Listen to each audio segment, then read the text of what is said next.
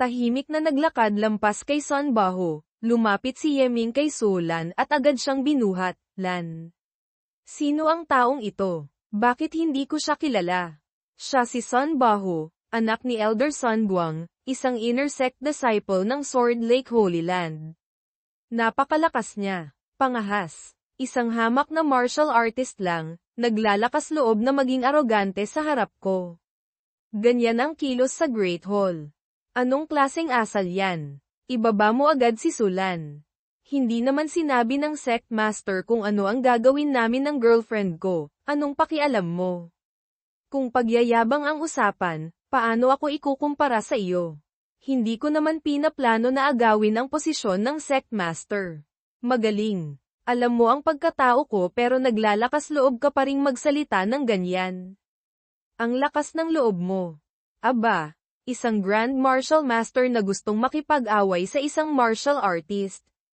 Hindi ko akalain na ganito kakapal ang mukha ng mga taga Sword Lake Holy Land.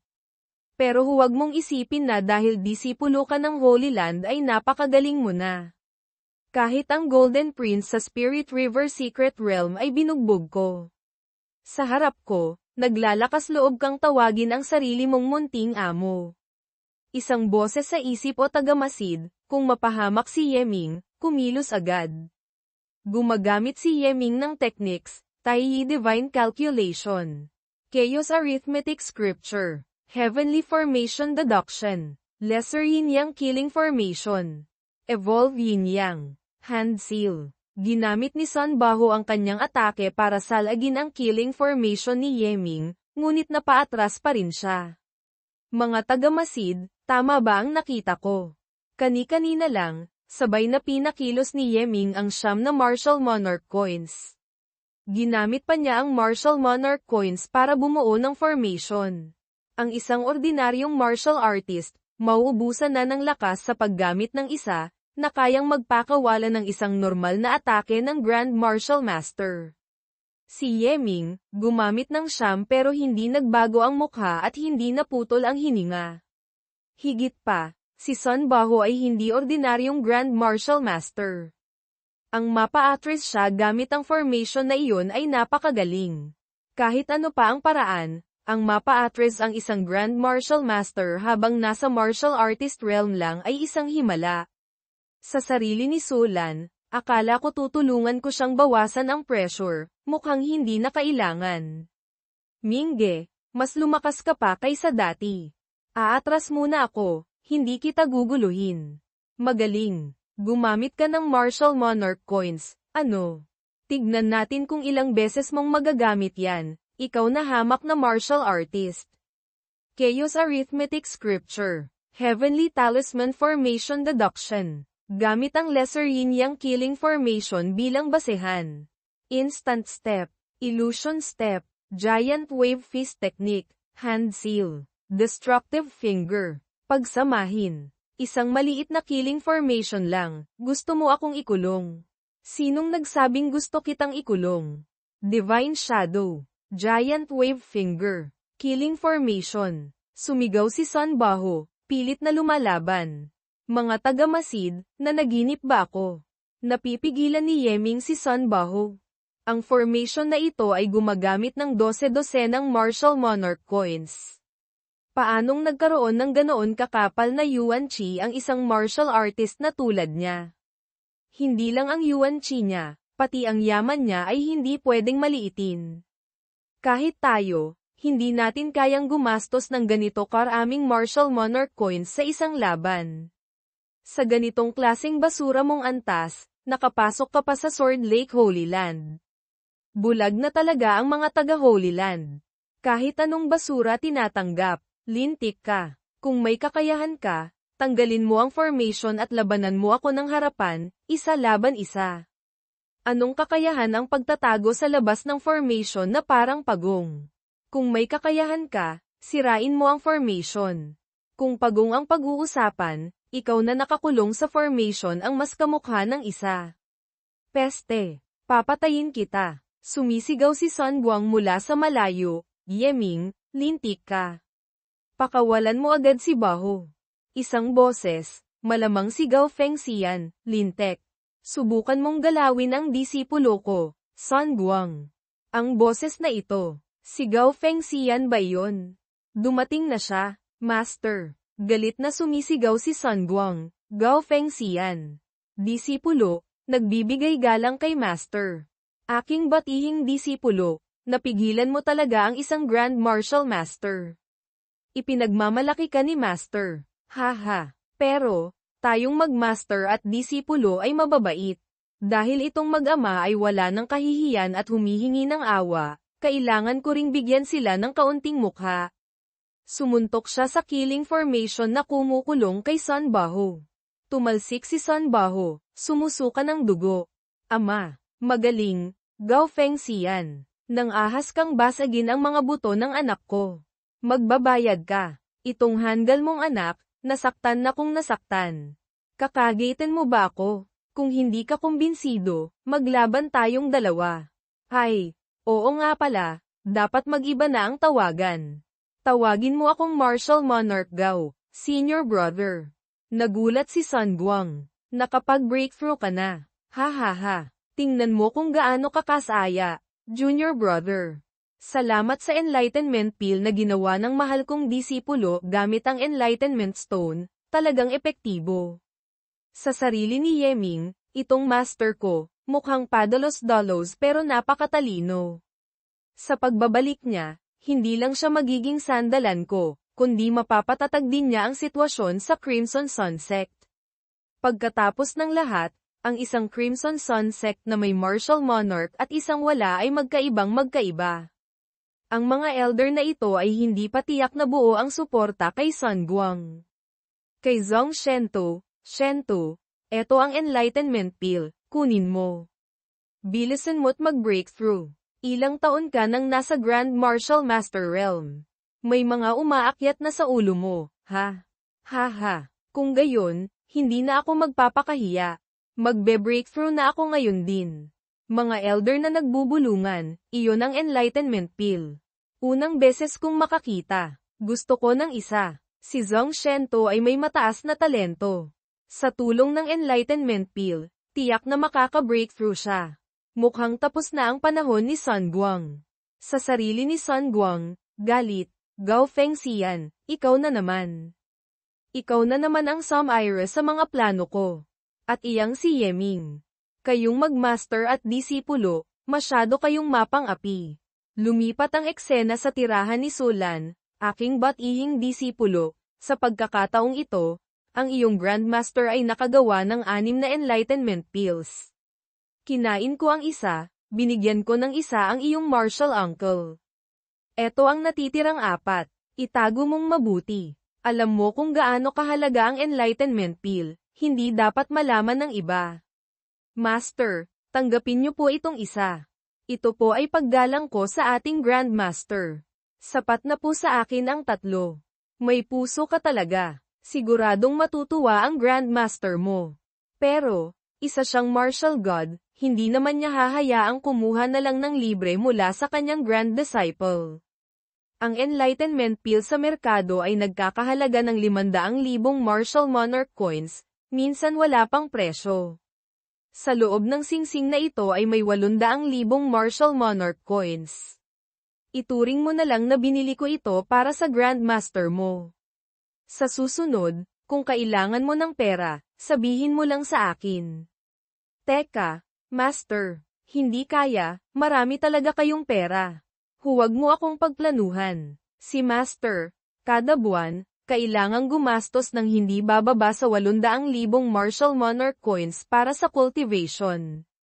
Sobrang hirap na nga, sa sarili ni Yeming, sa ganitong gastos, may lakas pa ng loob siyang magsabi na mahirap siya. Tsaka, ginamit ng martial uncle ko ang pill mo, malaki ang utang na loob niya sa iyo. Pagdating ng Loidai competition, kung maganda ang ipapakita mo, ang resources na makukuha ng Chenny Sect, malamang ay gagamitin sa iyo ng martial uncle mo. Biglang may bumagsak na itim na anino. Dumating si Xiaohei, sumigaw sa takot si Sulan, Mingge. Ang asong ito, ang bangis. Ligaw na aso, saan ka galing? Nang ahas kang takutin ang aking lan. Pangahas. Ako si General Hay. Hoy bata, huwag kang bastos.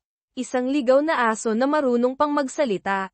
Nakapag-cultivate hanggang sa puntong nakakapagsalita na ng wika ng tao. Bilang isang ligaw na aso, hindi madali iyan. Ikaw ang ligaw na aso. Ang buong sekta nyo ay ligaw na aso. Ako si General Hay. Xiao Hay, bakit ka na parito?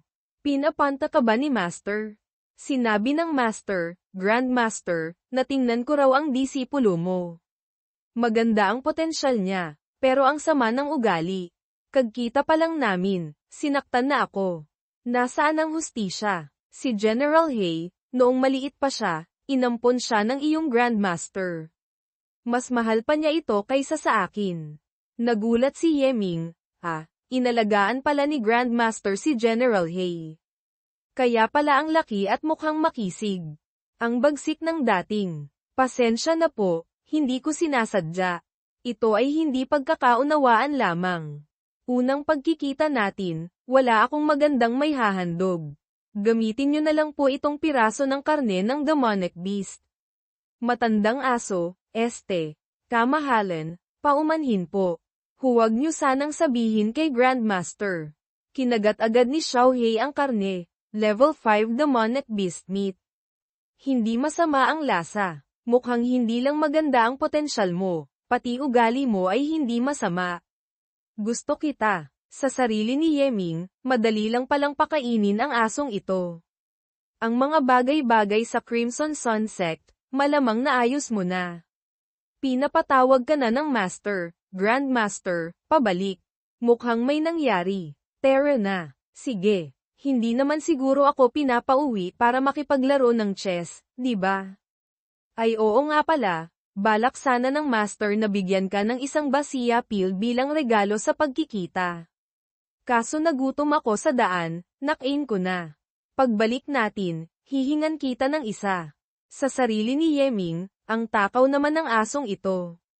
Umalis sina Gao Fengxian at Xiao Hay, kailan kaya tayo magiging ganyan? Lumilipad sa langit at lupa, malaya at walang alalahanin. Mangyayari din iyan. Sa potensyal natin, hindi mahirap maging martial monarch. Oo nga pala, hindi ka naman ginulo ni Sun Guang, di ba? Gusto niya akong kunin bilang disipulo.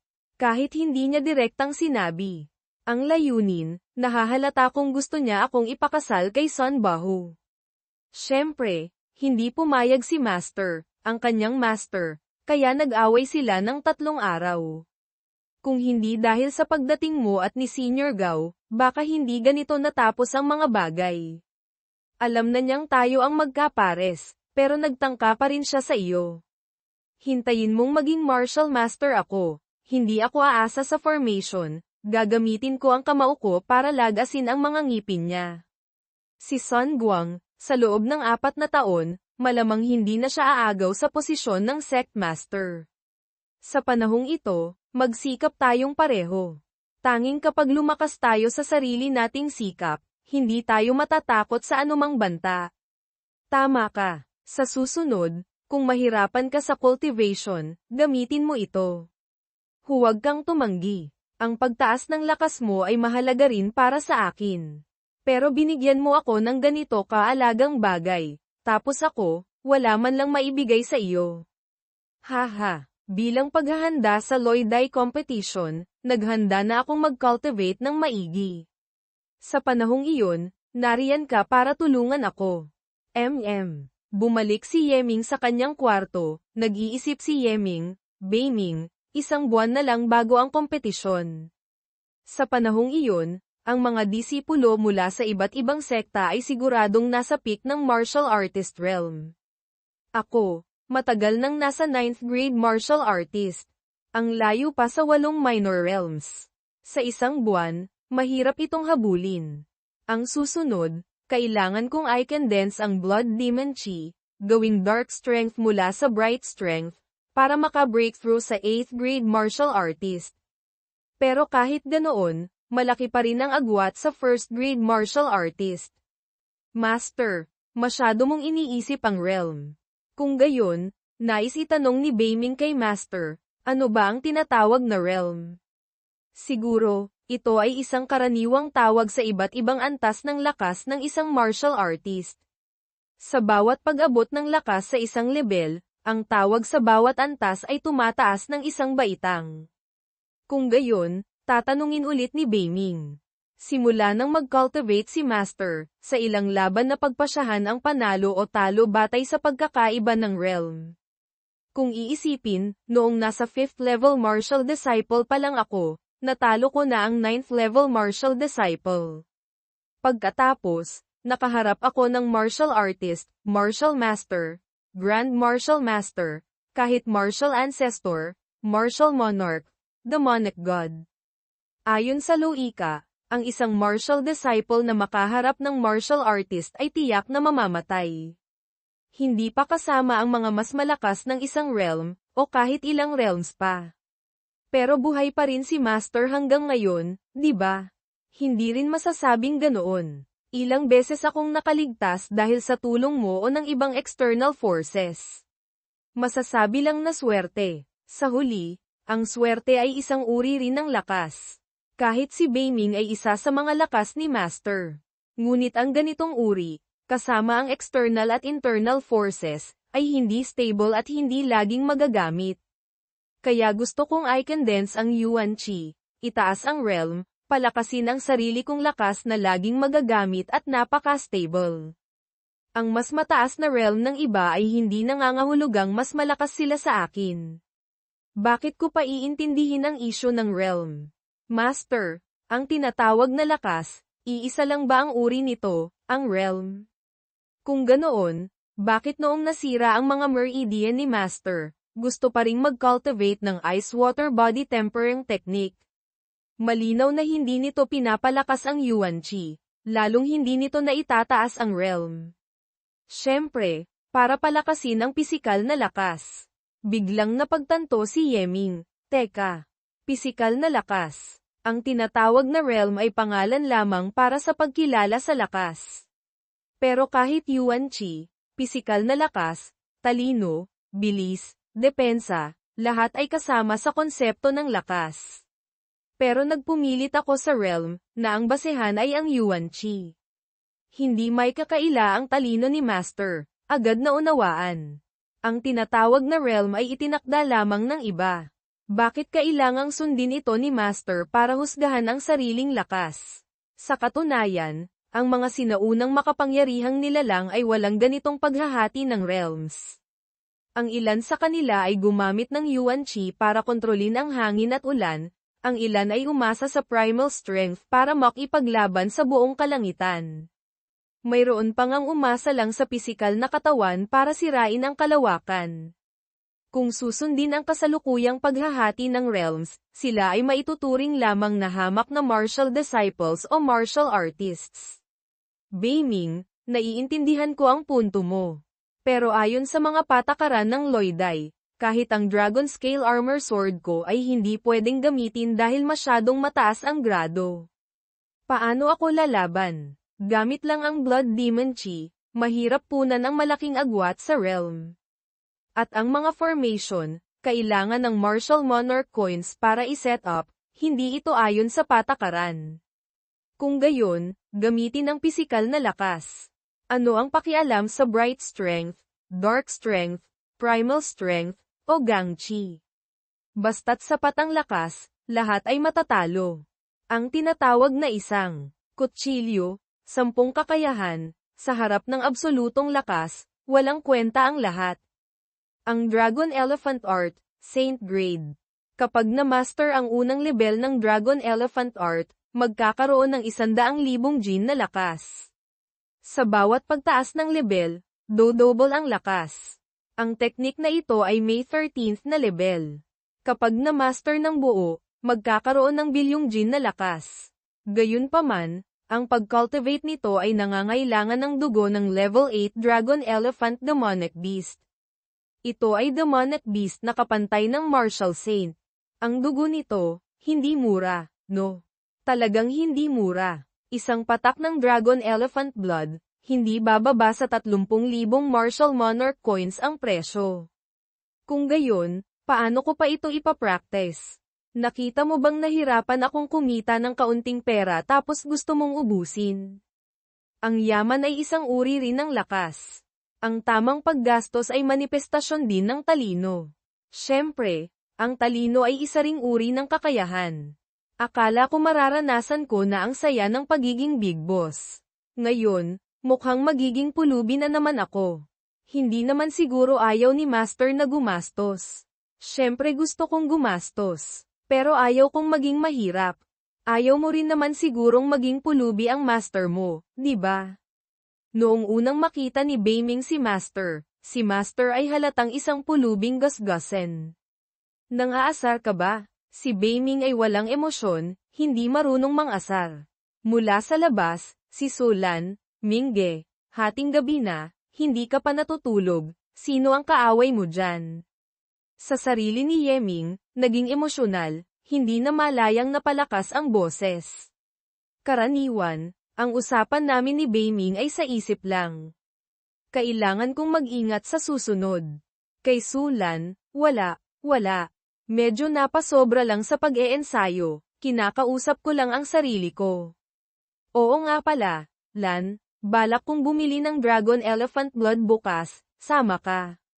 Siyempre. Matagal na tayong hindi lumalabas ng ganito kasaya ni Mingge. Sa sarili ni Yeming, kung iisipin, matagal na kaming magkapares, pero hindi pa kami nakakapamasyal ni Solan ng ganito. Kinabukasan, sa Yan City, naglalakad sina Yeming at Solan sa kalye. Mingge, sabi ng manager ng Duo Bao Pavilion, 2 araw pa bago dumating ang Dragon Elephant Blood. Sa panahong ito, libre ko, mamasyal tayo. Bakit ikaw ang manlilibre? Mingge, pinili mong bilhin ang pinakamataas na grado, level 9 Dragon Elephant Blood. Isang patak ay 36,000 Martial Monarch coins. Marami kang ipinalit na gamit para makabili ng 30 patak. Siguradong ubos na ang pera mo ngayon. Sa sarili ni Yeming, hindi ko akalain na darating ang araw na aasa ako sa iba. Beiming, kasalanan mo ito. Kay Yeming, si Beiming, ang pag-asa sa iba ay isa ring uri ng lakas. Dapat ngang matuwa si Master. May napansin si Sulan, Mingge, tingnan mo. Yung maliit na stall doon, nagbebenta ng karne ng demonic beast. Paborito ni Mingge iyon. Hinayla ni Solan si Yeming, nagulat si Yeming, tapos napangiti, hahaha. Paminsan-minsan, masarap din pala ang pakiramdam na umaasa sa iba. Magkasama silang naglibot sa mga tindahan, naglaro sa kalye, pumili ng damit, at pinanood ang paglubog ng araw. Lan, simula nang maging tayo, madalas akong abala sa labas, bihira lang kitang makasama. Pamamasyal na tulad nito, ito ang unang beses. Hindi talaga matatawag na magkapares.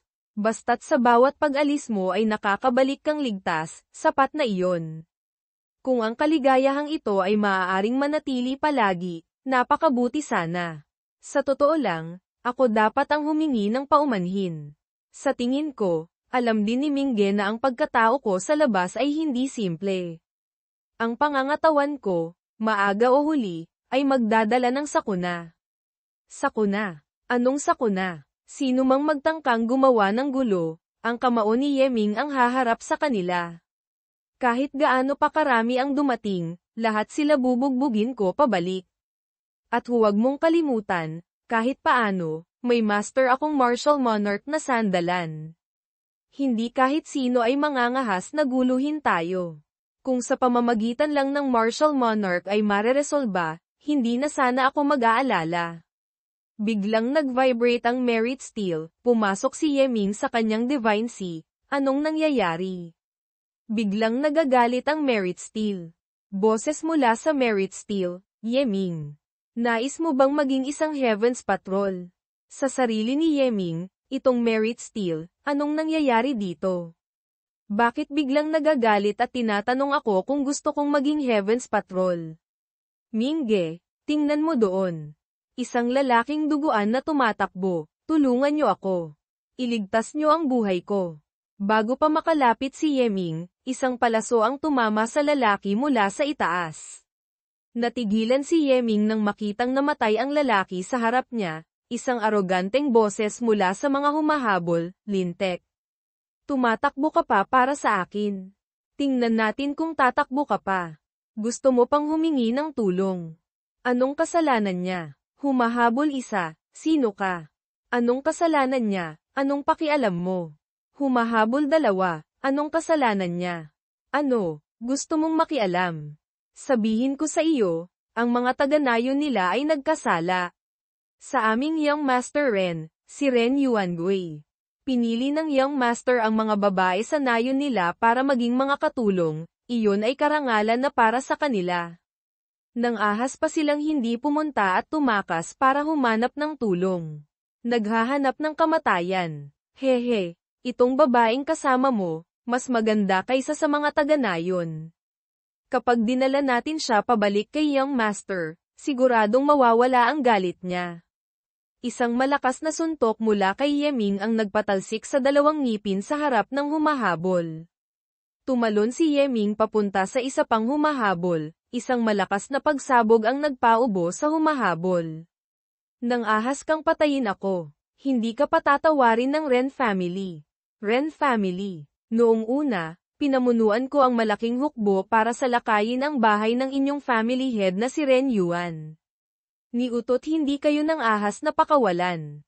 Ngayon, nang ahas kang gumawa ng karahasan sa harap ko, isang patrol head. Nakakabastos. Hindi kaya, ikaw si Ye. Bago pa matapos ang sinasabi, sinunog na siya ni Yeming sa apoy. Lan, mukhang hanggang dito na lang ang pamamasyal natin. Gusto mo bang sumama sa akin para parusahan ang mga masasamang loob? Yung taga-nayon na iyon ay hinabol hanggang dito. Mahirap isipin kung anong nangyari sa nayon nila. Puntahan natin at tingnan. Makalipas ang ilang sandali, dumating sina Yeming at Sulan sa nayon. Nakita ni Yeming ang mga bangkay ng mga taga-nayon. Ang mga taga-nayon na ito, pinatay silang lahat. Ang isang ito, mukhang humihinga pa. Naghihingalo ang taga-nayon, galit ako. Sobrang galit ako. Binawian ng buhay, boses mula sa Merit Steel, Yeming. Nais mo bang maging isang Heaven's Patrol? Puksain ang kasamaan, ipatupad ang katarungan, tulad ng nais ko. Lahat, sumunod sa akin. Salakayin ang Ren family sa labas ng Yan City. Dakpin ang mga salarin. Lumipat ang eksena sa isang kwarto sa Ren family estate, hihihi. Munting binibini, tama ang sinabi ko, di ba? Maaga o huli, mahuhulog ka rin sa kamay ko. Kung hindi ka lumaban noon, hindi sana namatay ang mga magulang at kamag-anak mo. Ang mga tao sa nayon ninyo, hindi sana sila pinatay lahat. KHM. Talagang hindi mo naisip, ano? Ngayon, kailangang magpakasaya ng Young Master na ito. Hayaan mong matikman mo ang bagsik ko. Biglang isang malakas na pagsabog. Sinipa ni Yeming ang pinto. Sino? Sino kayo? Nang ahas kayong pumasok sa Ren family ko. Pagod na ba kayong mabuhay? Ano't tinitingin-tingin mo? Huwag mong isipin na patatawarin kita ng Young Master na ito. Galit na galit si Yeming, kumuyam ang mga ngipin, agad hinugot ang espada at sumugod. Harapin mo ang puot ng Ren family. Isang malakas na tunog. Bagbog sarado si Ren Yuangui, halos ubos na ang ngipin. Tauhan ni Yeming isa, report, leader. Ang mga ebidensya ay nakolekta na, sapat na ang dami. Tauhan ni Yeming dalawa, report, leader. Ang ibang masasamang loob sa Ren family ay nasupil na.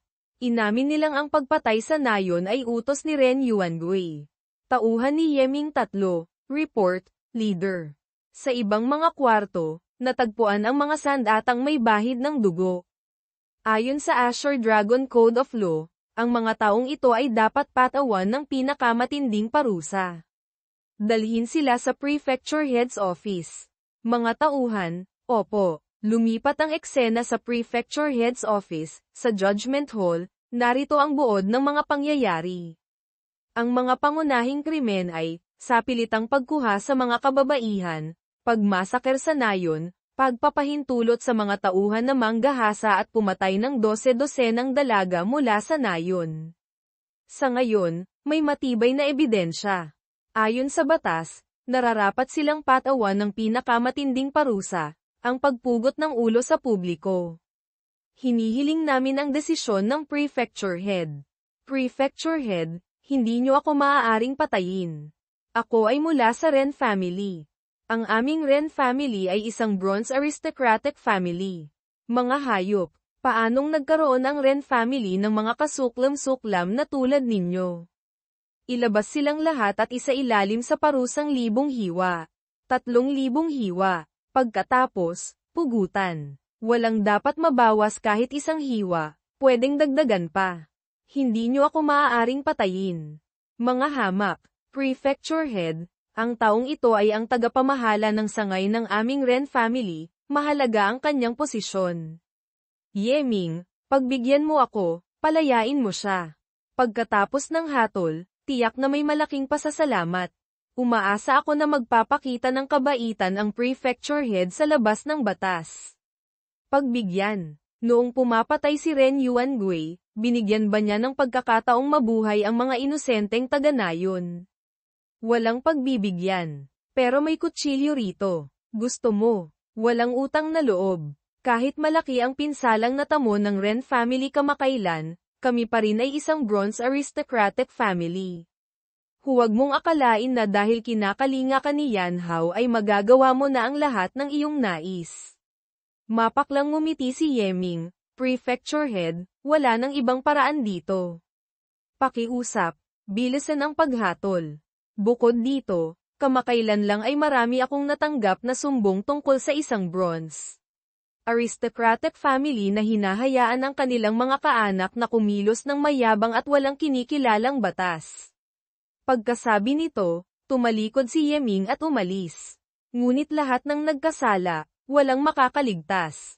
Yung family head na yun, tandaan mong ihanda ang iyong mga kaanak na kumain ng pagkain sa bilangguan.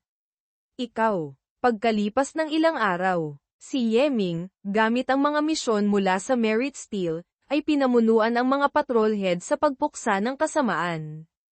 Dahil sa kanilang koneksyon sa pangalan ng pamilyang imperial, bilang nag-iisang bronze aristocratic family sa Yan Prefecture, ang pagiging arogante ng mga disipulo ng Ren family ay lumala pa kaysa dati. Araw-araw silang gumagawa ng kalokohan at kaguluhan, kaya madalas silang nagiging target ng mga misyon ng Merit Steel. Sa pakikitungo sa kanila, natural lamang na binigyan sila ni Yeming ng masusing pag-aasikaso, na lalong nagpahirap sa Ren family na dati nang malaki ang pinsala sa kanilang pundasyon. Matapos asikasuhin ang Ren family, at ngayong papalapit na ang Loi Dai competition, si Yeming ay nagsimula na ring pumasok sa cultivation state.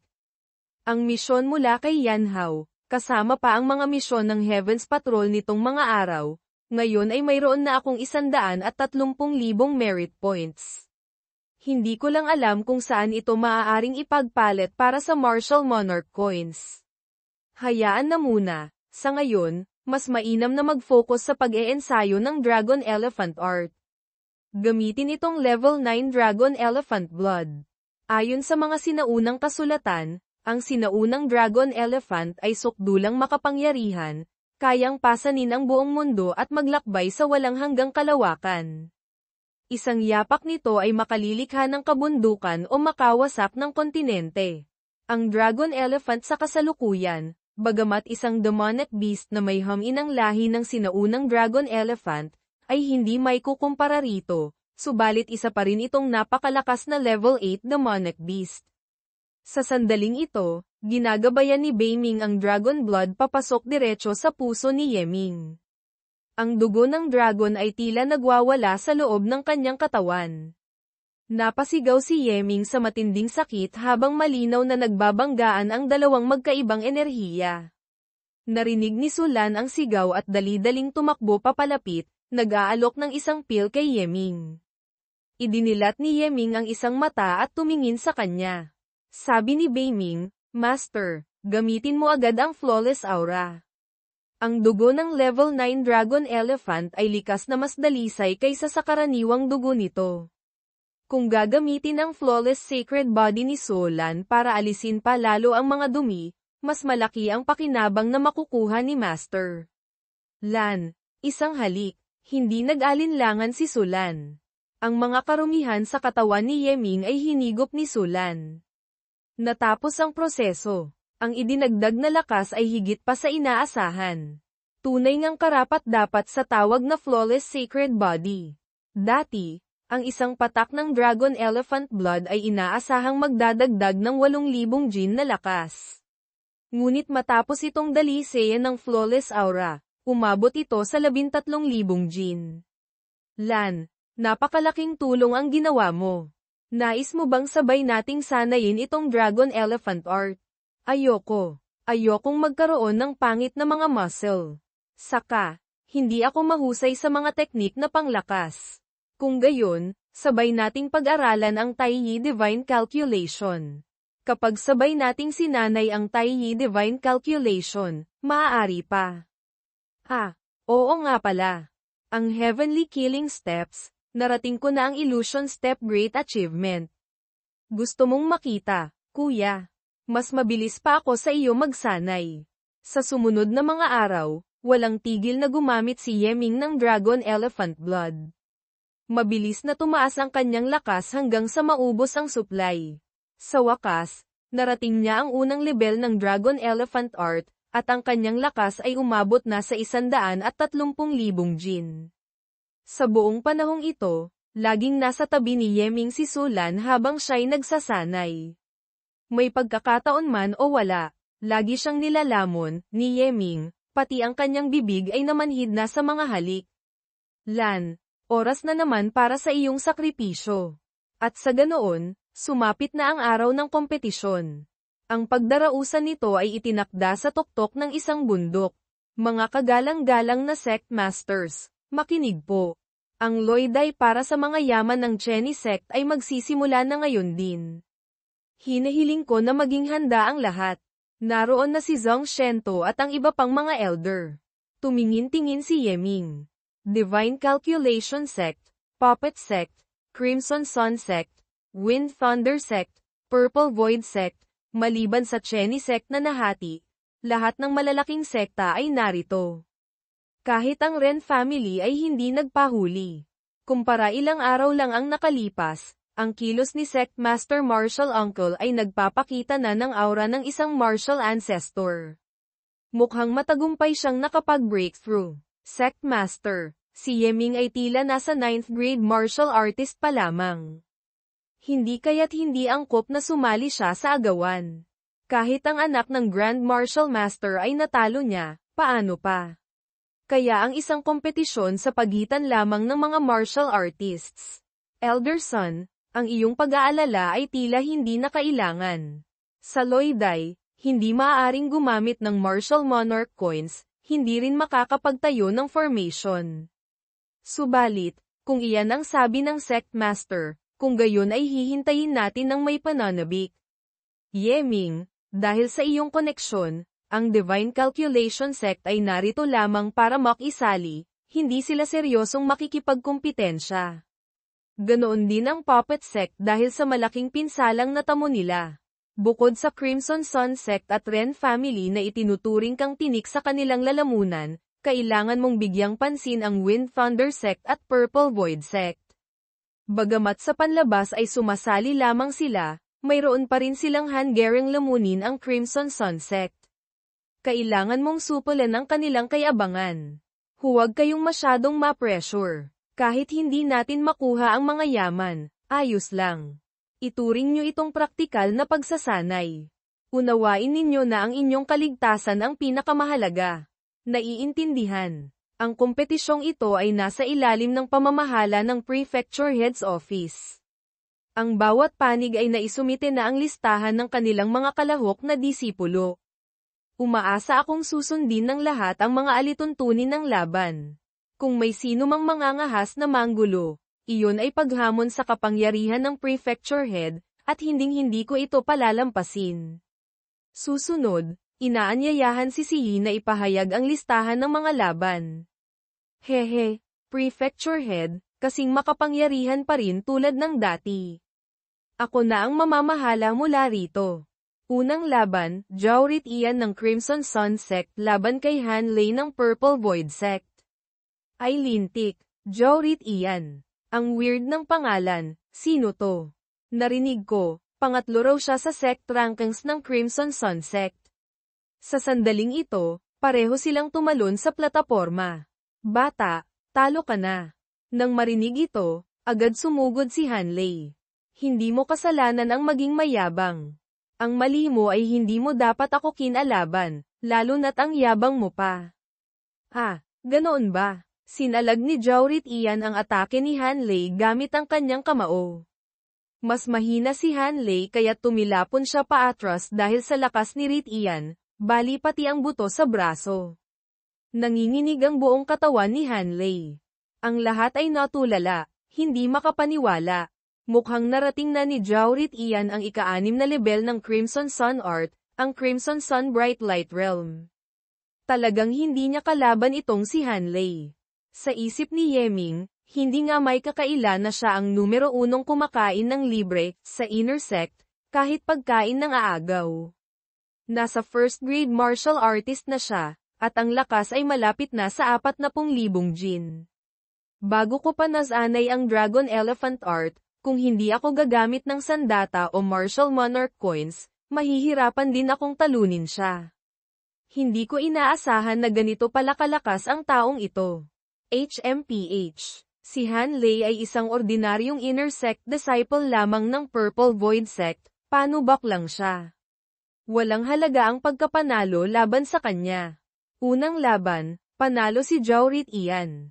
Susunod, magsisimula ang ika-29 na laban.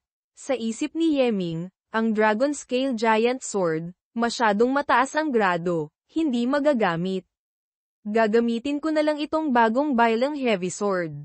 Ika-29 na laban, Yeming ng Crimson Sun Sect laban kay Xiao Jian ng Crimson Sun Sect. Sabi ng Sect Master ng kaaway, na Crimson Sun Sect faction kay Zhong Shento, Zhong Sect Master, itong si Xiao Jian ay disipulo ng aking Crimson Sun Sect faction. Siya na ang aakyat. Mukhang kailangan ninyong maghanda ng kabaong para sa munting henyo ng inyong sekta. Tanong ni Zhong Shento o isang elder, ano ang ibig mong sabihin? Si Xiao Jian, bagamat nasa 4th grade martial artist lamang, nagmula siya sa isang pamilya ng mga assassin. Minsan na niyang nagawang mag-isang matagumpay na patayin ang isang martial master. Haha, Zhong Sect Master. May oras pa kayo para pababain ang inyong disipulo. Umiling-iling si Zhong Shento, tila hindi ninyo lubos na kilala si Yeming. Nagsimulang gumalaw si Xiao Jian. Sabi ni Beiming, Master, ang kanyang mga kilos ay tila kalkulado, parang sinusukat ang distansya, may binabalak. Sagot ni Yeming, walang problema. Ano man ang kanyang mga pakana, madali ko lang itong mahaharap. Nagsimulang kumilos si Xiao Jian, gumagalaw ng tuloy-tuloy, dahan-daang lumalapit, habang si Yeming ay nananatiling nakatayo, pinagmamasdan ang kanyang gagawin.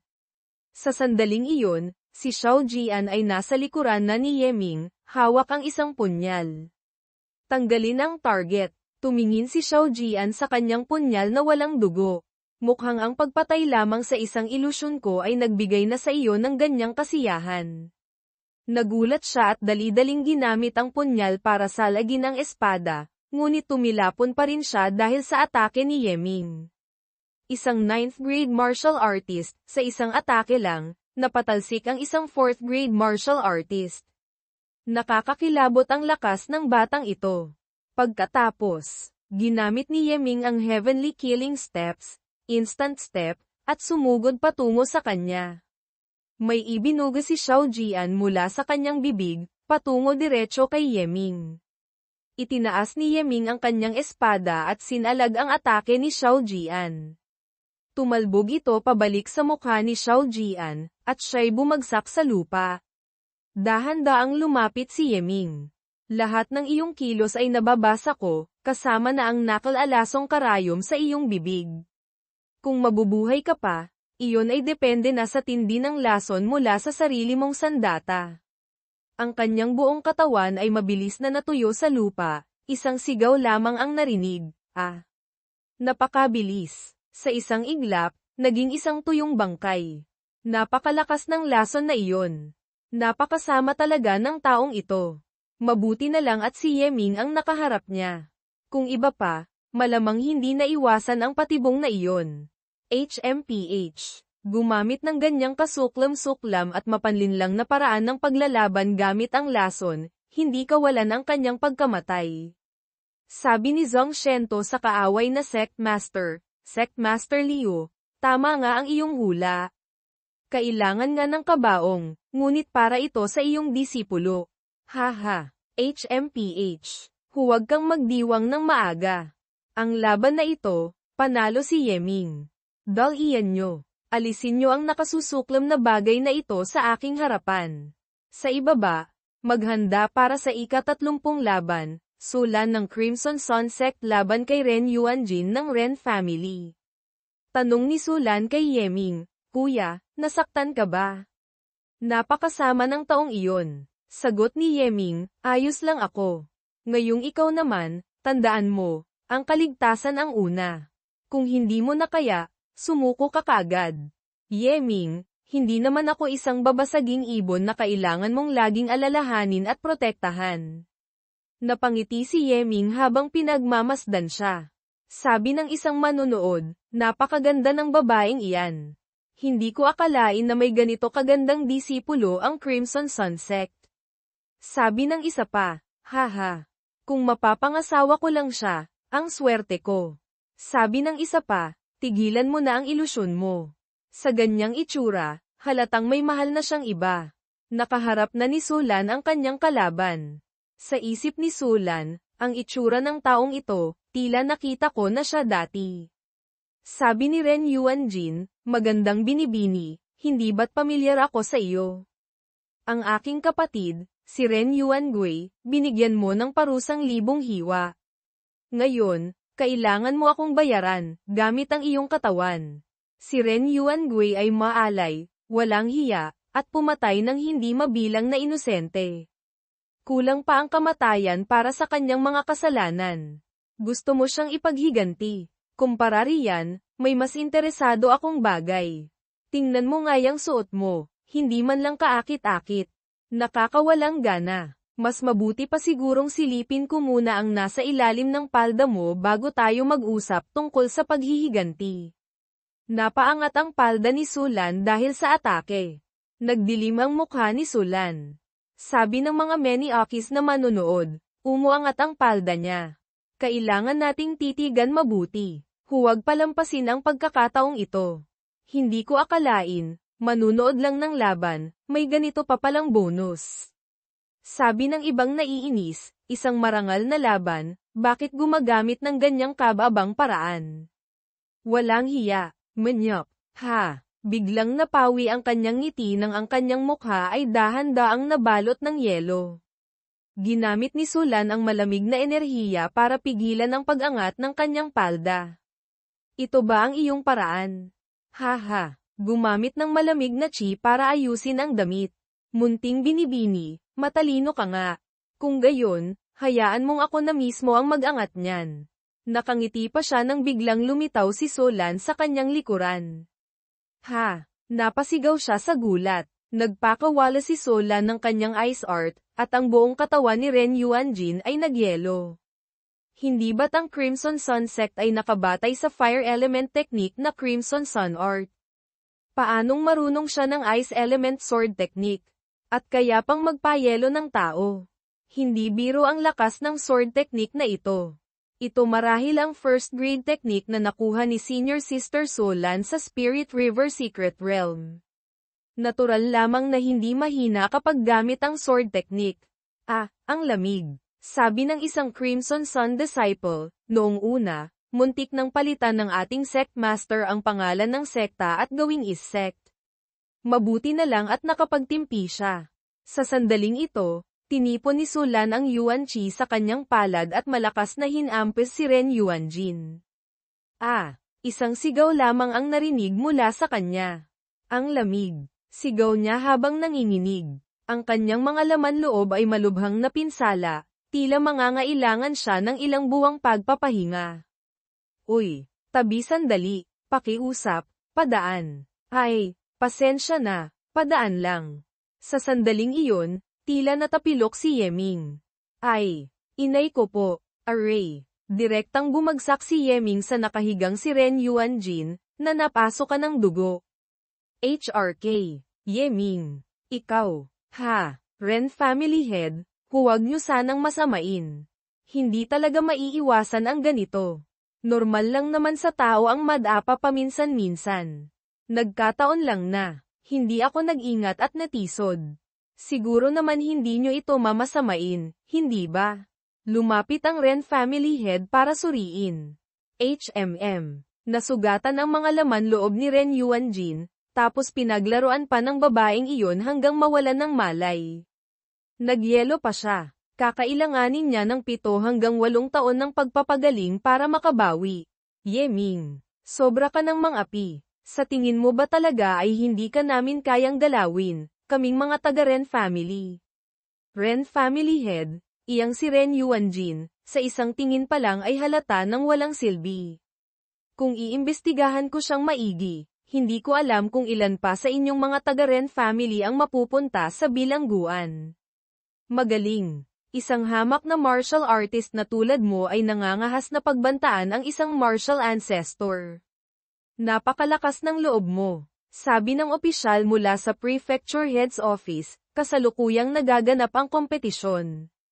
Ang mga personal na alitan, pakiusap, humanap kayo ng ibang pagkakataon para ayusin. Kung hindi, magkakaproblema kayo sa aming Prefecture Head's Office. Sabi ni Yeming, yamang nagpaalala na ang Prefecture Head's Office, mauuna na ako.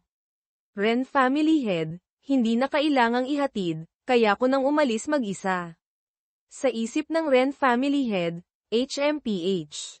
Kailangang magtimpi, narito si Yan Hao. Maliban na lamang kung sa Loyday mismo magkakaroon ng labang patayan, walang sino man ang maaaring gumalaw sa kanya. Hinding-hindi dapat magpadala sa emosyon. Sa isip ng isang Crimson Sun disciple na kaibigan ni Yeming, mabuti na lang at walang nangyari. Kung napahamak si sister-in-law sa labang ito, paano ko pahaharapin si Brother Ye? Napangiti, si Mingge, pahusay ng pahusay sa pagiging tuso. Iyan ang mga resulta ng unang yugto ng kompetisyon. May kabuuang 45 na kalahok ang nagpapatuloy. Susunod, sisimulan natin ang unang laban ng ikalawang yugto, mula sa Crimson Sun Sect, Jaurit Ian, laban sa mula rin sa Crimson Sun Sect, si Guan Lang. Crimson Sun Sect, Jaurit Ian. Crimson Sun Sect, Guan Lang. Sabi ng mga disipulo ng kaaway, na faction, unang laban pa lang, si Senior Brother Guan Lang na. Matagal na akong gigil dyan kay Jaurit Ian. Tingnan mo yung itsura niya noong manalo kay Hanley, dapat siyang turuan ng leksyon. Bugbugin siya ng todo. Si Brother Guan Lang, kahit mga martial master ay nag-iingat sa kanya. Ang pagharap sa isang taga-Crimson Sun Sect, kay Jaurit Ian, ay parang paggamit ng kutsilyo para sa baka para lang pumatay ng manok. Sabi ng sect master ng faction kay Guan Lang, ikaw ang pinakamalakas na disipulo ng ating Crimson Sun Sect faction, masasabing walang tatalo sa iyo sa martial artist realm. Kung hindi dahil sa iyo, hindi ko na sana pinansin ang kompetisyong ito. Nakikita mo ba ang batang iyon sa kabila, Yeming? Siya ang iyong target ngayon. Ang iba, bahala ka kung paano mo sila lalabanan, ngunit sa isang ito, Yeming, hinding-hindi ka dapat magpakita ng awa. Kahit mapatay mo pa siya, ayos lang. Sa huli, ito'y isang laban lamang, ang anumang pinsala o kamatayan ay ituturing na aksidente. Masusunod, Sect Master, umakyat na ang dalawa sa Loyday. Sabi ni Jaurit Ian kay Guan Lang, isang malaking hanggal, mukhang may kaunting lakas ka nga. Ngayon, Ipapatikim ko sa iyo ang galing ni Jaurit Ian. Dahan-daang lumakad si Guan Lang, nilampasan lamang si Rit Ian. Nainis si Jaurit Ian, lintik, ng ahas na hindi ako pansinin. Napatingin si Guan Lang kay Yeming at nagsalita, sapat para marinig ni Yeming, Yeming. Ikaw, isang mukhang tandang 9th grade martial artist, nagawang talunin si Xiao Jian. Hindi na masama, gayunpaman, kumpara sa akin, napakalayo mo pa. Kung hindi lang sa utos ng sect master, hindi ka man lang karapat-dapat na maging katunggali ko.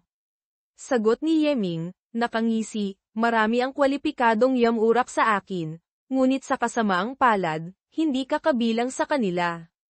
Sabi ni Guan Lang, napakayabang. Malapit mo nang malaman ang halaga ng pagiging kaaway ng Crimson Sun Sect.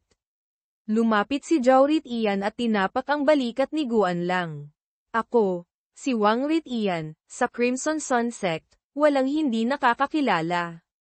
Kahit ang ilang elder ay nag-iimbita sa akin para kumain. Tapos ikaw, nang ahas na balewalain ako. Sobrang yabang. Sabi ni Guan Lang, ganoon ba? Ikaw ba'y karapat-dapat sa aking atensyon? Nagkasalubong ang kanilang mga kamao, at sunod-sunod na malalakas na pagsabog ang narinig. Sabi ng mga nanunood, napakalakas. Ang lakas ng taong ito, Guan Lang, ay hindi normal. Sabi ni Sulan kay Yeming, Mingge, napakalakas ng taong iyan, hindi siya tulad ng iba na puro hangin lang. Sagot ni Yeming, pabiro, ano naman ngayon? Kung hindi kayang talunin, edi tumakbo. Ano bang masama doon?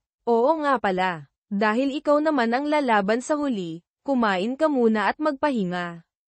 Lumapit si Yeming at kumuha ng isang malaking hita ng, anumang karne iyon.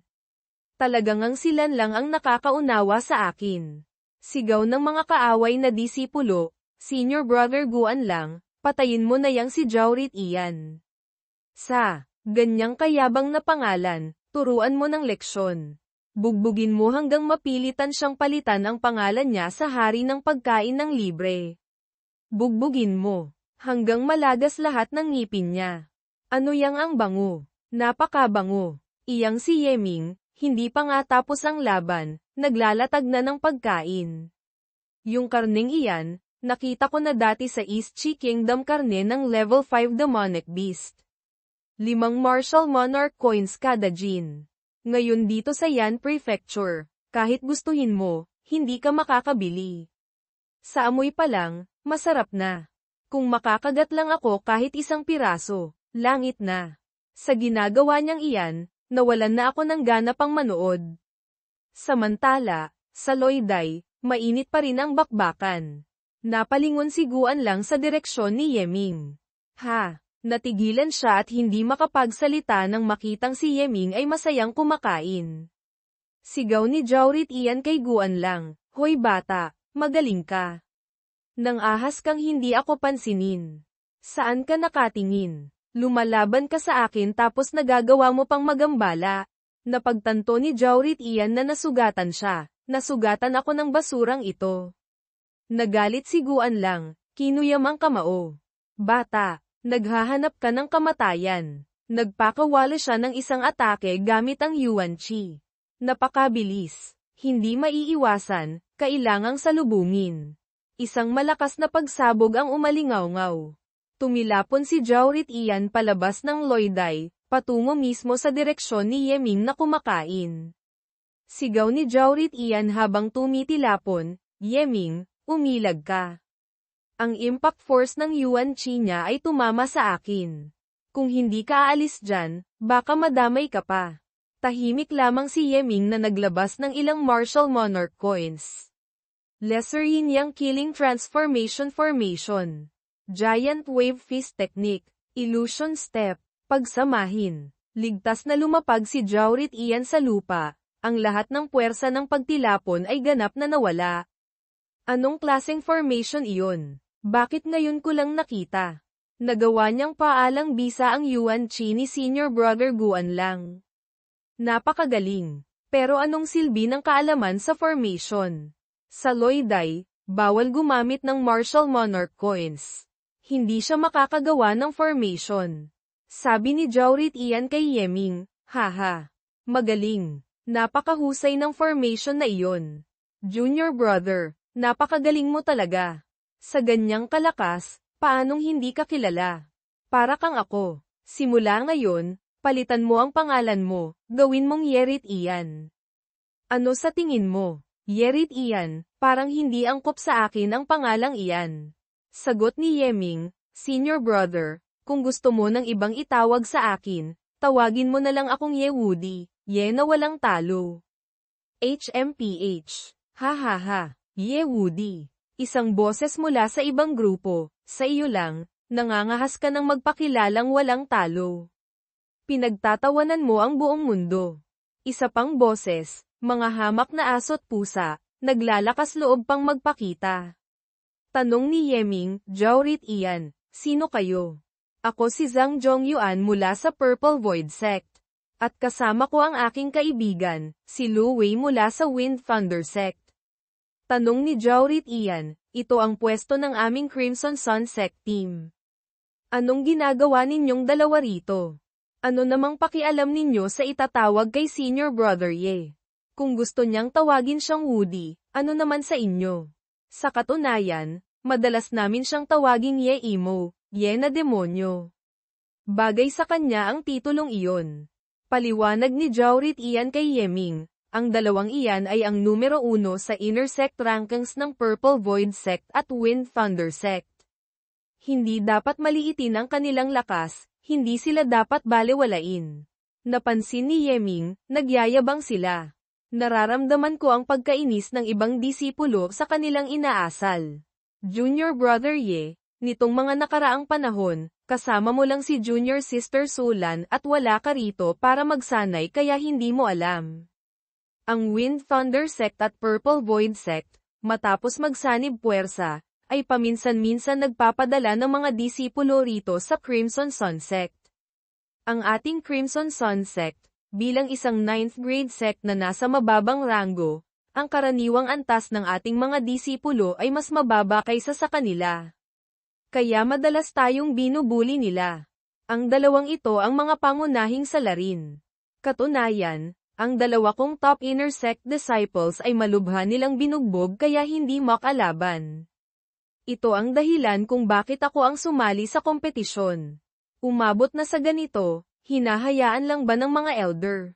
Kung pati alitan ng mga disipulo ay kailangang pakialaman pa ng mga elder, baka hindi na makabangon pa ang ating Crimson Sun Sect. Ang ginagawa ng mga taga-Wind Thunder Sect at Purple Void Sect ay para sirain ang morale ng ating mga disipulo, palakihin ang agwat ng lakas, at pagkatapos ay tuluyan na nilang sakupin ang ating sekta. Kaya nga sinabi ko sa iyo na supulin mo ang kanilang kayabangan. Magagawa mo ba? Sa isip ni Yeming, kung ganoon ang sitwasyon, mas madali pala itong resolbahin. Ikalawang laban, panalo si Guan lang. Susunod, inaanyayahan, bago pa matapos magsalita ang tagapahayag, lumitaw si Yeming at pinigilan siya. Sabi ng tagapahayag, kalahok Yeming. Hindi pa iyong turno para umakyat sa loyday. Sabi ni Yeming, paumanhin, naisip kong pansamantalang baguhin ng bahagya ang mga alituntunin. Pakiusap, maaari mo bang ayusin ito? Sabi ng tagapahayag kay Yanhao, Prefecture Head. Sabi ni Yanhao, ito. Kung may mungkahi si Brother Ye, sabihin mo lang, huwag kang mag-atubili. Kung papayag din ang lahat, maaari naman itong baguhin. Huwag na tayong magkunwari pa. Isantabi natin ang Divine Calculation Sect at Puppet Sect. Ang lahat ng iba pang sekta at pamilya, iisa lang naman ang pakay ninyo ako, hindi ba? Kung gayon din lamang, bakit hindi nyo nalang hayaang harapin ko kayong lahat mag-isa? Kapag natalo ko kayong lahat, hindi naman siguro kalabisan kung angkinin ko ang titulong numero 1, hindi ba?